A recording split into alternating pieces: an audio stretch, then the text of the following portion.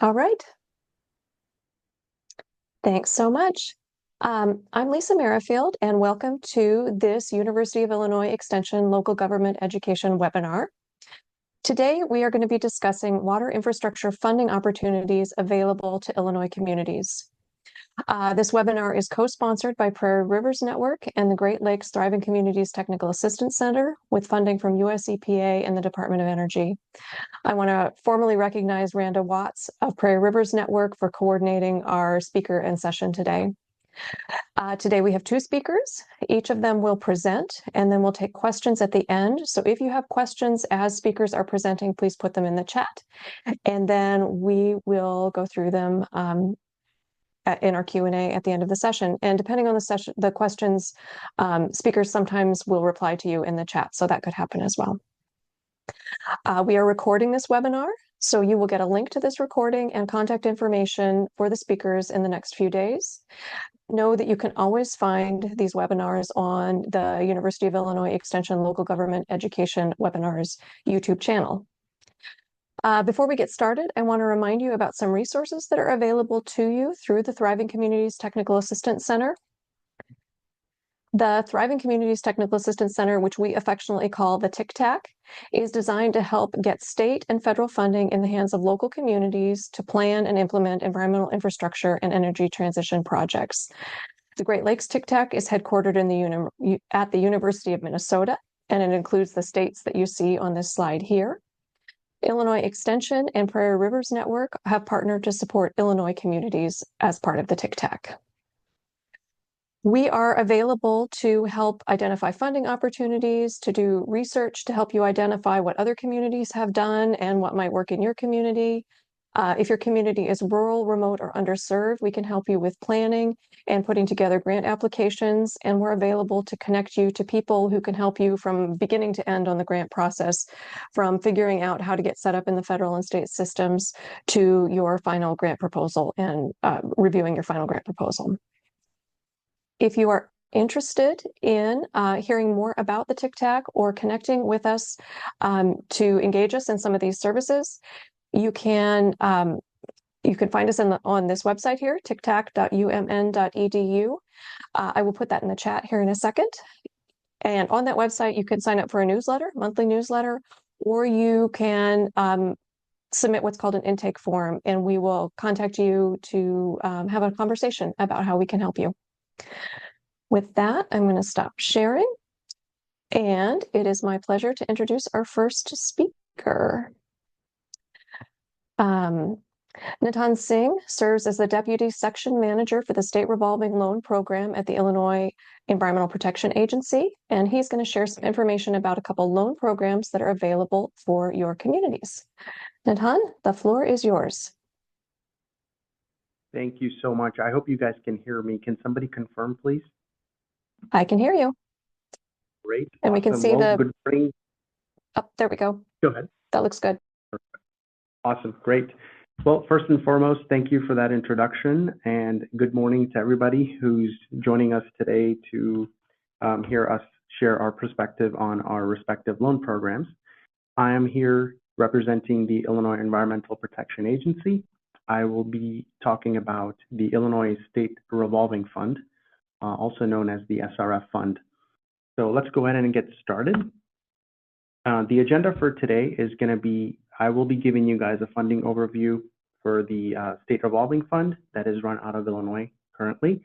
And we'll dive a little bit into the application process on how you get in line, how long it takes, what are some of the requirements for you to get approved for funding from us.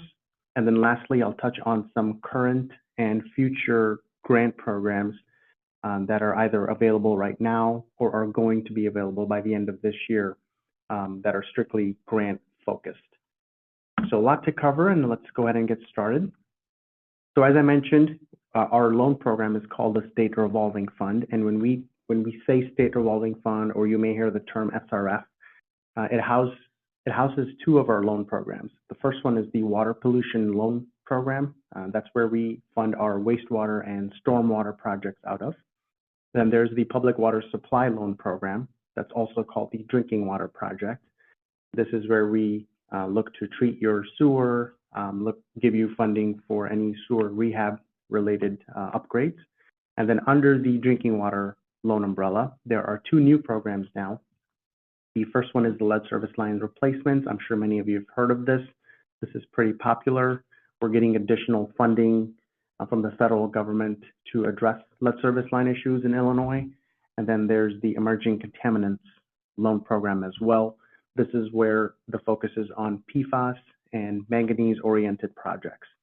Now, the emerging contaminant loan program is 100% principal forgiven. So meaning if you are approved for funding from us for this program, none of it has to be paid back to us.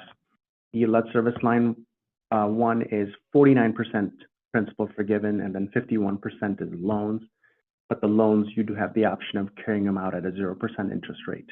We can talk more about that in my later slides on these two programs, but I just wanted to kind of highlight that for you guys. This is a chart that summarizes our funding levels in our loan programs. So you go back all the way to fiscal year 2020, it kind of gives you a nice little trend of how much funding we give out to Illinois on a yearly basis. So there's really no point in me taking you over fiscal year 2020, as you can see on your screen what the numbers are, but I will talk about fiscal year 2024.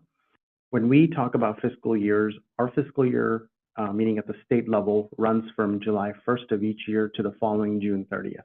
So these numbers here depicted on the screen are for that time frame. So for fiscal year 2024, the blue bar represents our wastewater loan program. We did $436 million worth of projects this last fiscal year. The orange line represents our drinking water loan program. We did close to $270 million. And then the green bar I wanted to highlight separately is our lead program. The key takeaway here for lead is you can see the gradual increase year over year in terms of the funding we've provided for projects. This year we did close to 90 million, and we're expecting this number to grow as we move forward. We're getting additional funding from the federal government to address lead service lines, and there is a law out there at the state level and at the federal level that is requiring all municipalities to conduct inventory in their communities so they can understand what their lead problem is, if there is one. And then if there is one, we are going to provide funding to you to help you replace those lead service lines in the future. So just wanted to give you a snapshot of how big our program is, what the dollar amounts look like. So this is a nice little summary of that. I want to talk about the bipartisan infrastructure law bill that was passed by President Joe Biden in November of 2021. I'm sorry, I think it was in November of 2022. This is basically allowing 5 years of additional funding for the SRF programs. So here you can see we're receiving an additional grant for our clean water loan program. We're receiving one for our drinking water loan program. Emerging contaminants and lead service lines are a big part of our program now too. So we're getting over, I would say, $2 billion in the next 5 years, which is through year 2027. $2 billion that we didn't have before the BIL, or Bipartisan Infrastructure Law, bill came into play. We're already in year 3 of the bill funding, so we have 2 more years left after this year is over. We don't know what will happen after 2027 is here and we are done with our bill funding. That is to be determined. But as of now, the grayed out areas on your screen are the grants that we've already received, and the non-grayed out portion is that is still going to be coming into our loan program. Now, the chart that I've shared on this screen is only for the BIL funding. There are 2 additional grants that we get from the federal government, one for our loan program, drinking water side, and then the other one for the wastewater side. Now, if bill funding was not in play, we would only receive 2 grants on a yearly basis from US EPA. But now that bill funding is a big part of our program, we're receiving additional 5 grants. So now we get a total of 7 grants on a yearly basis from the federal government, which is great because it gives us the flexibility to provide more funding so we can fund more projects across Illinois.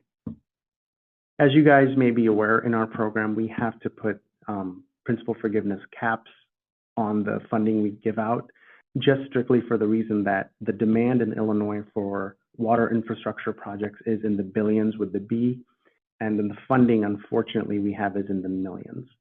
So to make sure that everybody gets some piece of the pie, we have to start capping projects, because a lot of times we get projects that are $150 million in costs, in total project costs.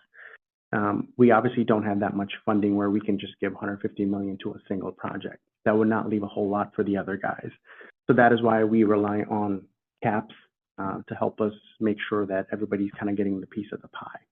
So just kind of keep that in mind. And then for this fiscal year, if you were approved for funding, your principal forgiveness caps for the regular drinking water program would be $5 million per project. Your drinking water lead is $3 million principal forgiveness, and if you're approved for a loan, you can get up to $13 million. On the wastewater side, that number is $4.8 million. We tend to see bigger projects on the wastewater side. This is not to say that if you can't receive more than $5 million. This is just saying you can't receive more than $5 million in principal forgiveness. If your project is $10 million, 50% of it is principal forgiven, so you can't get more than $5 million. Just to give you guys as an example. Here's our funding capacity that we've made available this year. So from July 1st of 2024 to June 30th of 2025 is our fiscal year 2025.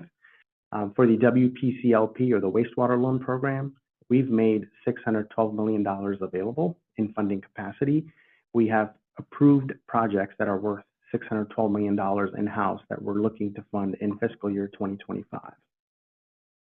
For the PWSLP regular program, we've made a little over $350 million available, strictly for regular drinking water loan programs. And then on top of that, you add the lead service line replacement program. We're getting $250 million from the U.S. government this fiscal year, and we're making all of that available for lead service line replacement projects. If you do qualify for lead service line replacement funding, your project is either getting 100% principal forgiveness, or it is getting 100% loan. It is not going to get both.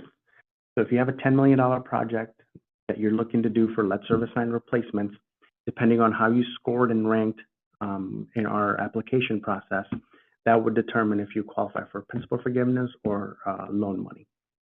For the emerging contaminant, we're making close to $50 million available. All of that is 100% forgiven, essentially a grant. So if you do get approved for emerging contaminant funding, none of that has to be paid back to the agency. The funding source here, it kind of gives you where the money is coming from. So for the top two programs, the WPCLP and the PWSLP, it's a combination of federal and state. It's a combination of federal and state. What I mean by that is the states are required to provide a 20% match on the total grant amount. So if the grant amount is $100, the state is providing additional $20 on top of that to make the grant $120 in total. So whatever amount we get from the federal government on an annual basis, we have to provide a 20% match to sort of, increase that flexibility and add a little bit more funding from a state perspective. For the lead service line replacements and emerging contaminant grants, it is all federal. There is no state component attached to the last two grants. So just something to keep in mind. Our loan program has gone through some recent changes. We've updated our loan rules beginning of this year. So in January of 2024, basically all of our loan programs are now eligible to receive a minimum of 30-year loan term. If your project is a disadvantaged community, meaning you qualify for a disadvantaged community, basically a title or a label, you have the option of getting a loan term of up to 40 years, and that is the maximum you can get from us.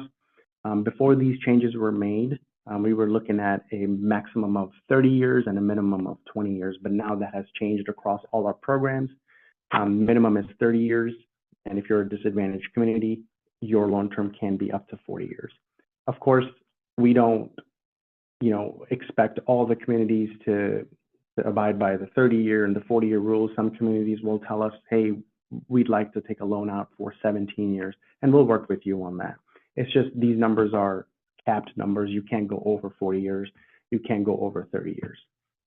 For lead service lines, we changed our loan rules earlier this year as well. Now, if you do not qualify to receive principal forgiveness funding from the loan program, you have the option of taking out lead service line loan that is 0%. So there's no additional cost of borrowing money from us. It's just whatever you took out is what you pay back. So just something to keep in mind as you think about lead service lines in your community and what those needs might look like for you. Let's talk a little bit about the interest rates as well. I think it's important to highlight that our SRF program is still able to offer interest rates well below 2%. You can kind of see the trend that we've seen in the last 5 years. As we know, the rates have gone up in the last several years, the post-pandemic world. And then we're finally getting to a point, I think, where we're starting to see some stagnation occur with these interest rates. And that's highlighted by our 2024 interest rate was 1.81%, and it didn't increase very much this year as we leveled off at 1.87%. Right now, the rates are relatively staying the same, and we're hoping that that is going to be the case down the road because this low interest rates really does help out smaller communities who may not have access to additional capital and are looking to fund water infrastructure projects in their respective communities. You've seen an uptick after 2020, basically. You saw a dip, and then now the rates have started to go back up in 2022, but now we're at 1.87. That is your base rate. That is without you qualifying for any additional subsidy. We have a small community rate, which I'll talk a little bit more about later. But if you qualify for a small community rate, your interest rate is even decreased further, and that is a 1.40%. And if you're a hardship community, that is 1% flat. Obviously, there's criteria on how you can qualify for these interest rates, and I'll discuss those on my next slide. So keep in mind the base rate this year is 1.87%. If you qualify as a small community rate, your rate would be 1.40%. How do you qualify for a small community rate in our loan program? Well, first and foremost, your service population has to be less than 25,000 people, and you have to satisfy one of the three following criteria, not all three, just one. Your MHI or median household income has to be less than the state's average, or your unemployment rate has to be greater than state's average. And lastly, your monthly user charge has to be greater than 1% of your median household income. Again, something to keep in mind here is your population threshold is a prerequisite here. So you have to be below the 25,000 number in order to be considered for a small community rate. If you qualify as a hardship rate, your rate is 1% flat. That is geared towards more smaller communities.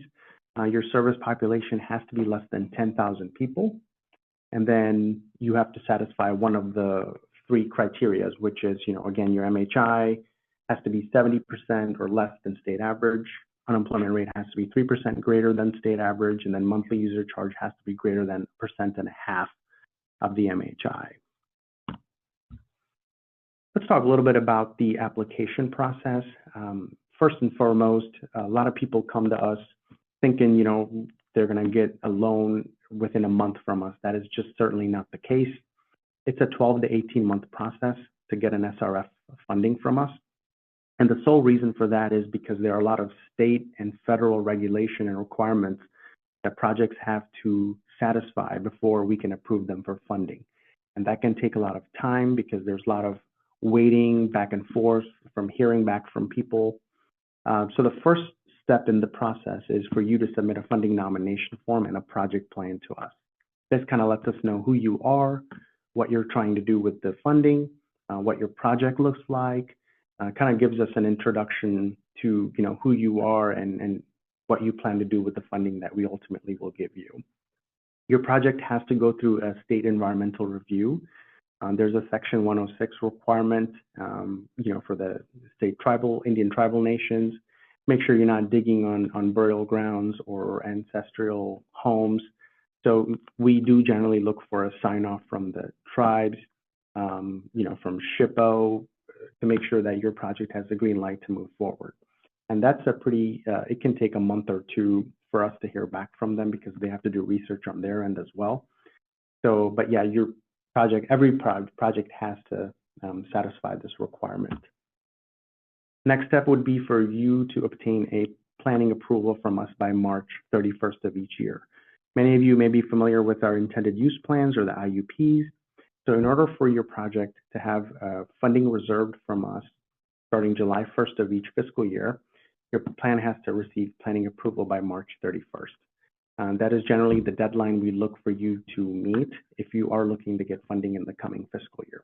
So something to keep in mind, March 31st is your date or before where your project has to receive planning approval from us. And then you, of course, submit all your supplementary loan application packets. That includes any legal documents, your financial audits. We want to get an understanding of what your financial health looks like in your respective communities. And then generally audited statements are the ones that serve that purpose for us. And then we're able to look at your numbers and approve you based on that. Of course, you have to obtain all the necessary permits, for your projects. Not all projects have to get permits, but it just depends on what type of project you're working on. And then we have a permit section that looks at each application and will issue a permit if need be, or if they have follow-ups, they'll let you know as well. And then, of course, your project must go out and competitively bid. There's a bidding checklist that we share with our loan applicants. I won't dive too much into it today because it doesn't make sense for me to get into those details, but just important for you to know that your project has to competitively bid. And then there are guidelines that you must follow as you advertise for bids. And then, of course, after you've satisfied all these steps, we issue you a loan agreement or a letter of commitment after all approvals have been obtained. And then we always advise our applicants that please don't start construction until you've had that letter of commitment from us, because by law, we cannot technically reimburse you for costs that have occurred before a letter of commitment was secured. So that's just something to keep in mind if you are looking to come to SRF for future funding, that construction has to wait until you receive final approval from us. Let's talk a little bit about the lead service line replacement programs now. Currently, we have an inventory grant program that is active. The lead service line inventory grant program, it's going to assist operators and community water supplies to develop, implement, and maintain a comprehensive inventory for their lead service lines in their communities.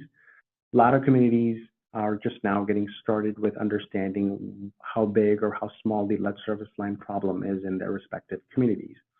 There is a law at the state level right now that requires each and every municipality in Illinois to develop an understanding of what their lead service line problem issues look like in their communities. And to kind of facilitate that effort and to assist communities in meeting those inventory requirements, the IEPA has set aside some funding strictly to be used for inventory grants. So we've made 4 rounds available for lead service line inventory grants. The first round, we made $2 million available.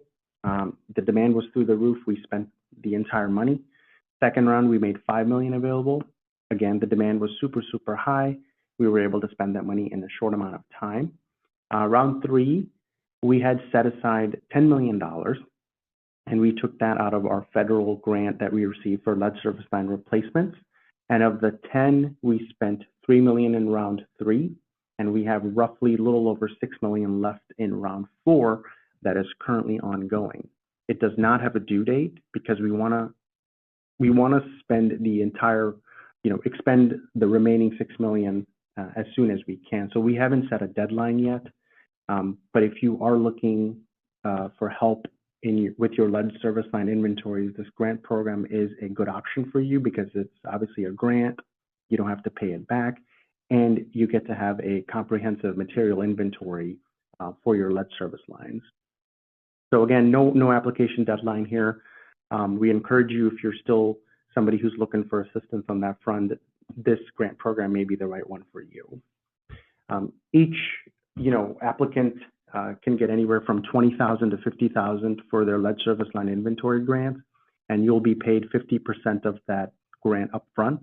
And then the second 50% is given to you when you submit all your paperwork and you show us, hey, you've conducted this inventory, and we approve your inventory. That's when the remaining funds are given to you. I had mentioned earlier that we had taken part in some loan rule updates before. So this is for lead service line replacement projects only. We are now going to let the applicants identify a census tract within their project area to help get funding for a certain project area in their communities. This is to address, poor neighborhoods in affluent towns and cities. We understand there are a lot of poor neighborhoods scattered across, and this loan rule change going by census tract helps us address that issue to a certain extent. Here are some of the future grant programs that are going to be available through the IEPA. I talked about extensively the lead service line inventory grant program that is currently ongoing. We're also going to have an unsewered community planning grants program. Our goal is to issue that notice of funding opportunity sometime in the fall. So I would guess by the end of September is our goal for unsewered community planning grants. Cybersecurity assessment is going to be another important one for us. We're looking to make that available by the end of this year.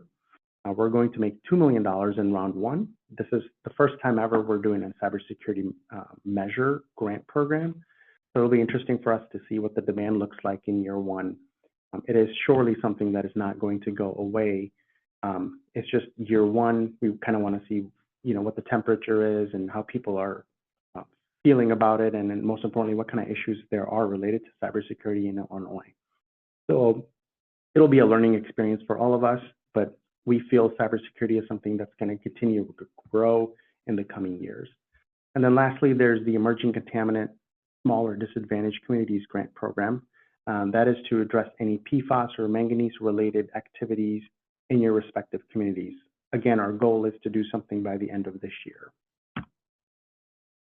Lastly, I want to leave you guys with our contact information. Obviously, I'll share this PowerPoint after this meeting as well.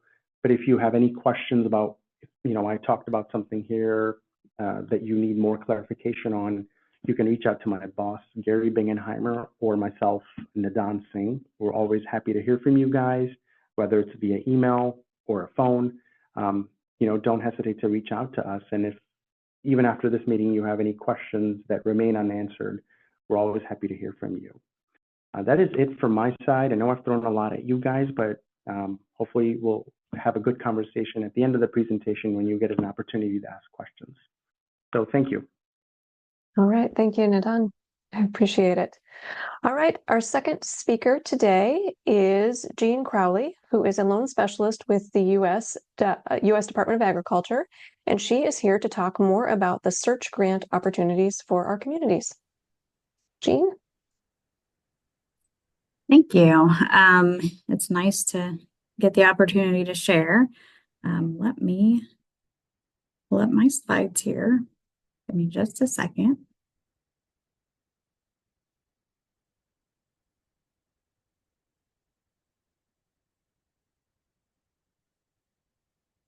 Okay, can you hear and see me at this point?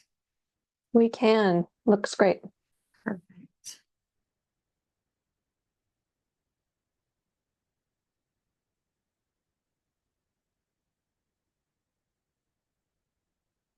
Okay. Sorry about that. So yes, my name is Jean Crowley, and I actually joined the USDA Rural Development Department about 5 years ago. Coming up this weekend, it'll be 5 years. And I did join initially in the single family housing program, but eventually about 1.5 years ago, I went to community programs. I really do enjoy being a part of helping, the communities, small communities, get funding that's actually vital for them to stay alive and to stay definitely healthy, things like that. We do and are able to help, little communities in need all throughout the state of Illinois to build or improve their infrastructure. We definitely have funding programs to extend and improve water, your wastewater, and then also your solid waste disposal systems in rural areas. It's very important to keep those things going all year round.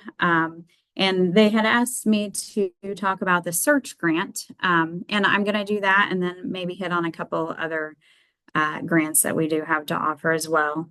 The search grant is very important and just something that a lot of folks take advantage of because it's kind of the start of your process. This helps with your pre-development feasibility studies, your design, your technical assistance, and things like that, at the beginning of a project. So it definitely helps pay for those more pricey items like that. And most of the state and local governments, your nonprofit and federally recognized tribes can apply for that. So that's another plus to that. There are some questions about eligibility, and we do have definite qualifications that you have to be meet and criteria that has to be meet. Mostly located in areas that are population with 2,500 or fewer. And financially distressed. So, we take all of that into consideration, as well as the median household income. Poverty line, it has to be 80% of the statewide non-metropolitan median household income. So the funds, again, can be used for that very beginning stages of the pre-development planning, feasibility, cost, preliminary design and engineering analysis, and your technical assistance and development applications. There are some additional requirements to that as well. It has to go for your builds. It has to be proposed in the project that you're enlarging, you're extending or improving rural water, wastewater, or solid waste, stormwater disposal facilities. But it also can be to build or relocate public or private buildings, roads, bridges, fences, things like that are for more, of your protection of your facilities.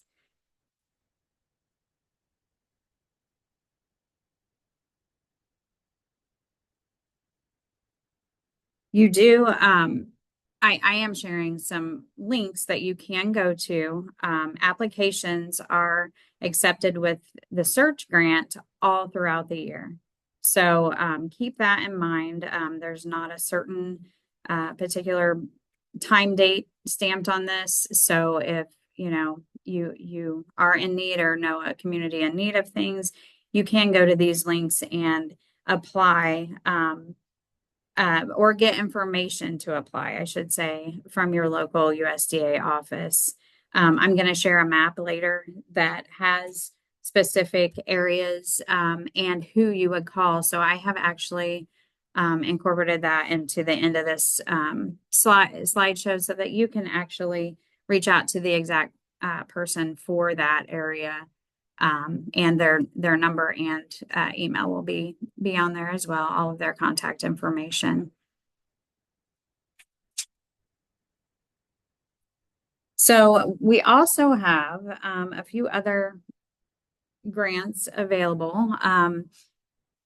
We do have the solid waste management grant along with the technical assistant and training grants, but another one that has been utilized lately in several areas is our ECWAG. It's an emergency community water assistant grant. If you've been hit through a disaster or things like that affect, your water and waste disposal, you are definitely eligible to apply for those as well. We do also offer direct loans on top of the grants and loan guarantees with our programs. We do have a little longer terms than regular banks or mortgage facilities, up to 40 years. And then again, that is for any public body and nonprofit and Indian tribes that do meet the qualifications and criteria.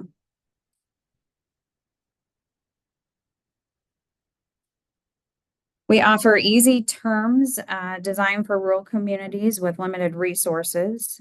We are also able to get additional funding as long as we have applications available. So, the more applications we get, the more we can request, and that there is a process to that. But again, we can get additional funding on top of what we are allocated throughout the year.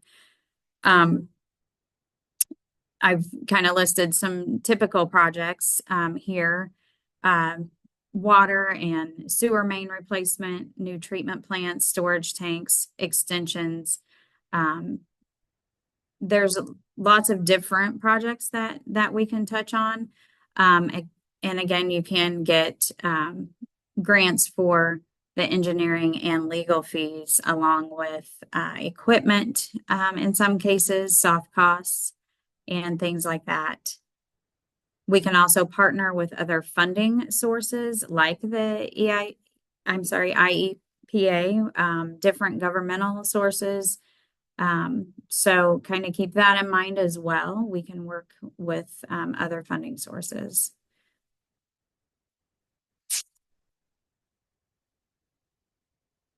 So we've had a lot of different projects, like I said, throughout the years, but most of the time with these water and wastewater plants and things like that, we're kind of working with outdated materials and outdated plants and things like that just have gone past their useful life. And so a lot of things that we are working with is to replace or just upgrade an entire system sometimes to correct health and sanitary issues, and just kind of bring those water lines or undersized lines and things up to code. I have just kind of put some pictures in here of projects that we have done. We do water treatment plants, ground storage tanks, and here's some pictures of those. Also, elevated water towers, elevated storage tanks, and a lot of these, if you look around, are in need of replacement or restoration of some sorts. A lot of towns are outgrowing their storage. And so then we can come in and help maybe provide a bigger water storage tank. This one's just kind of showing some more, I guess, larger line here, sewer lines, plant improvements, and then also extensions and replacements of lines.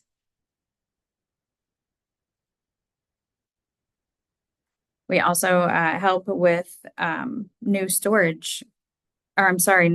sewer treatment plants and pump stations.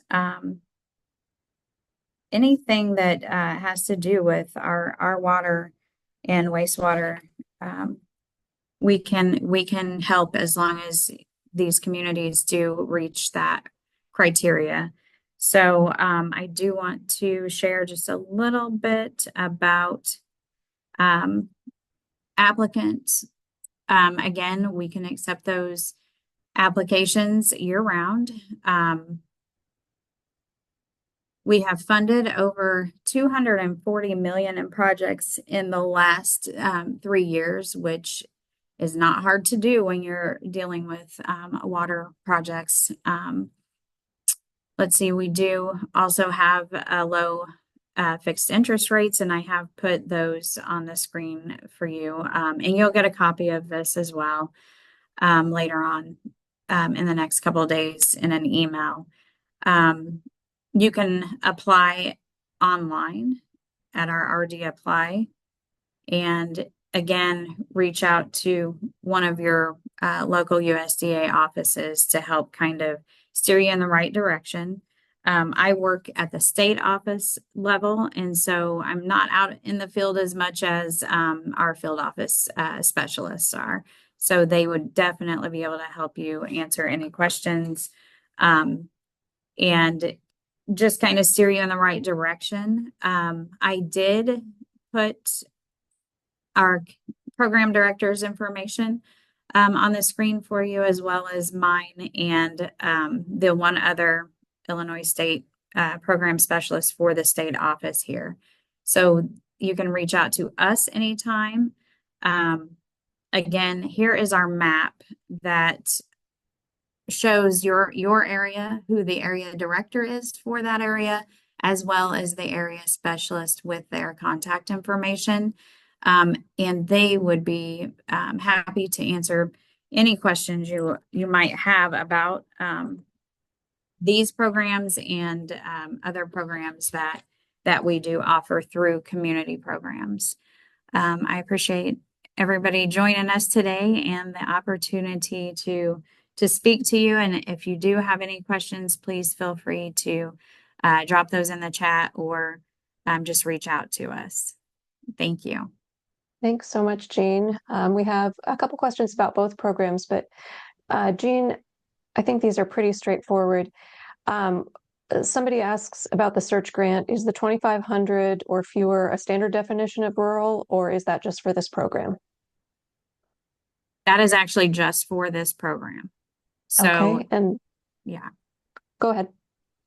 There is different guidelines for each of our grants. So definitely would want to check out the specific grant you were interested in. All right, thank you. And then the second question about the search grant, what is the yearly funding cap for the program? For the search, I believe, I will have to check into that and I'll provide that information. I am not sure off the top of my head. I apologize. No But I will worries. get that information. Okay, thanks so much. And then Ruth, you had several questions about the lead sewer line replacement program. Do you want to open up your mic and ask?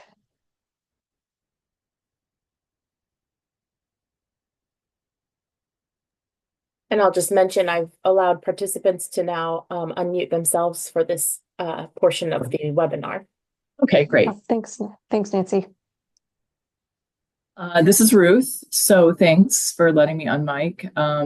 So this is for Nidhan about the lead service line replacement aspects of the SRF grant program.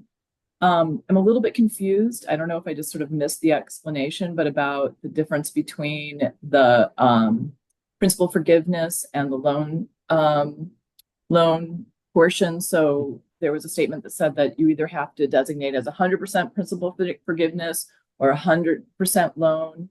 But I thought I heard someplace else that, like, let's say you ask for $10,000 and there's a limit to the amount of principal forgiveness you can get. And the rest would go to loan. So I just wanted to get some clarification on what that statement of 100% principal forgiveness or 100% loan means. Absolutely, Ruth. And I'm glad you're asking that question. So basically, this is only for lead service line replacement funding. Every single application that we receive gets a score and then they're ranked accordingly. So the main differentiation between a project receiving principal forgiveness versus a project not receiving principal forgiveness is how they're scored and ranked on our intended use plans.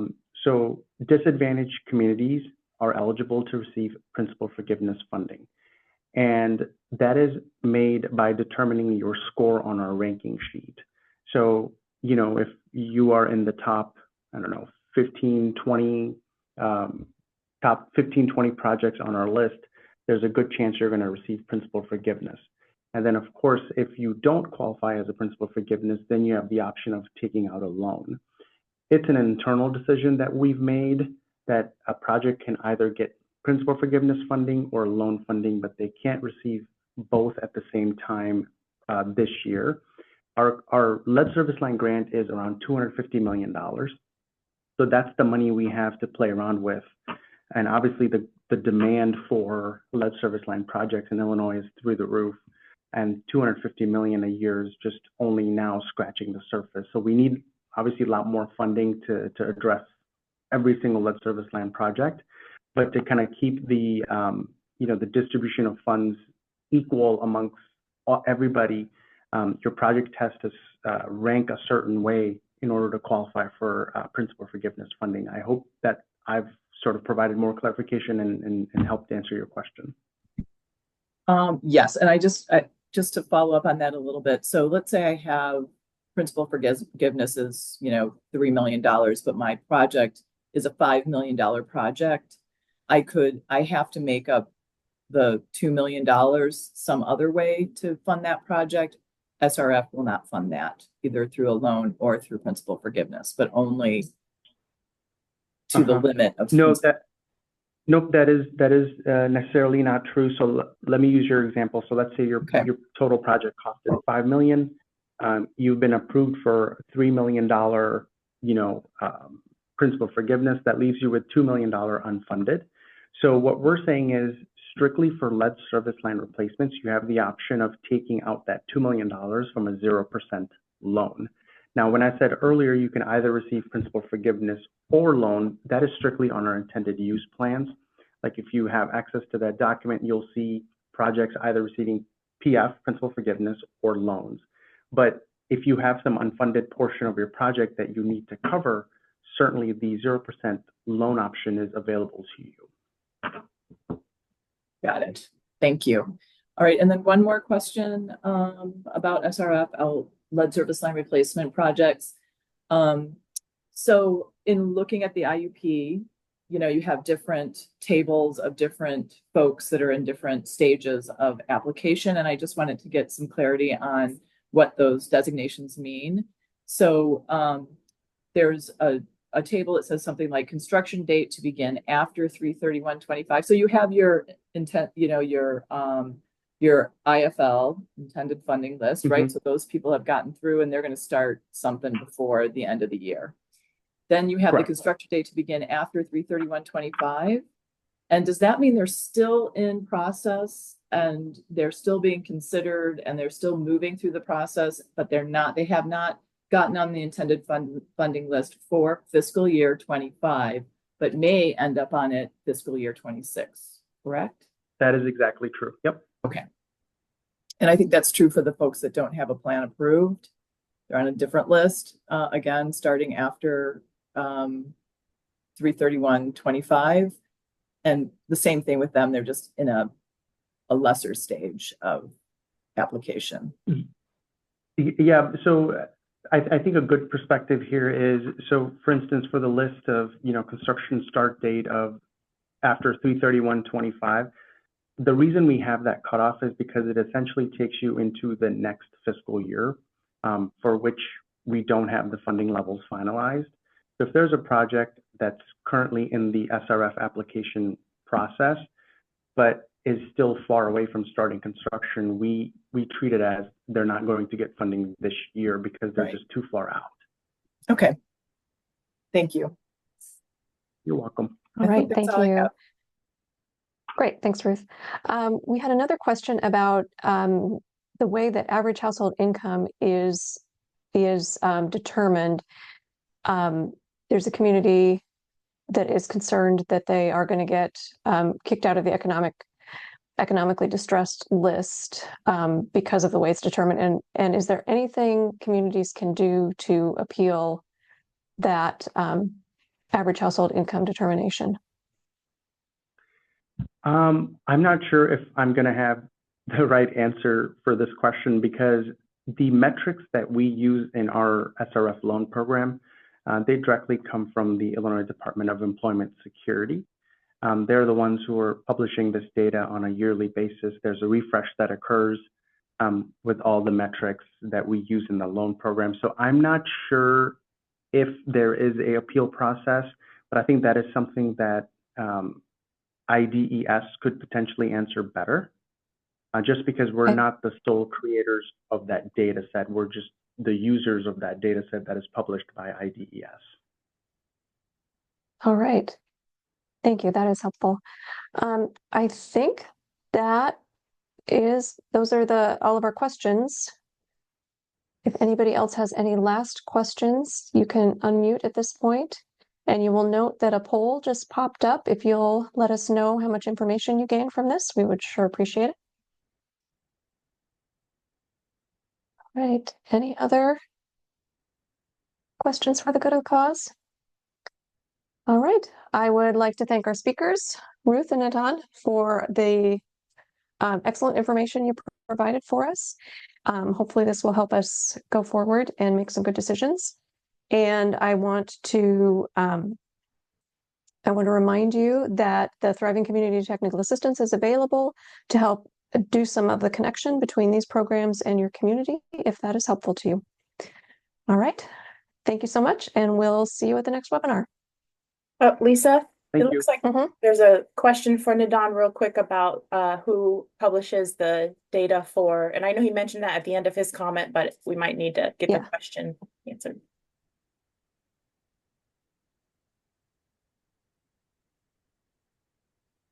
So I think Yeah. there's I would have to look at the contact person that is giving us that information, but I can share that with you guys, and then you can forward it as appropriate. All right. That sounds good. All right. Thanks so much. And thank you for replying to the poll, and we will see you soon. Bye. Thank you. Thank you. Elisa, I see your question, and yes, slides will be made available and emailed after a little bit afterwards this afternoon. Thank you all for joining.